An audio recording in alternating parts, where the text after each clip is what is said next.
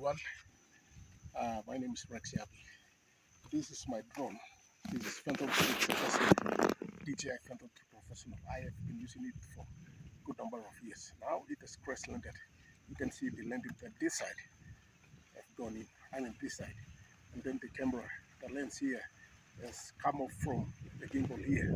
Yeah, it's supposed to be this direction, but then it has come off. So now the drone is beyond repair. Previously, first level 2, I sent it to Singapore. And then it came back to me. And then I used it for some good number of years. And then now it is dead again. So we got a battery here, the drone battery here. This battery is the spare one, plus the other one attached to the drone body here. Both of them, they are bad also.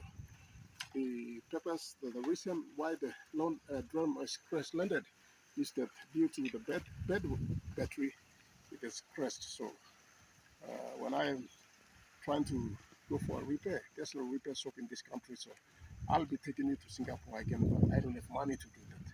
So this drone is of no use now. Then I got another equipment here. This one is the camcorder, the Panasonic camcorder here. It was given to me by an American researcher, a friend of mine. He gave it to me in 2016. So when I'm putting on the switch here, the screen is not lighting up.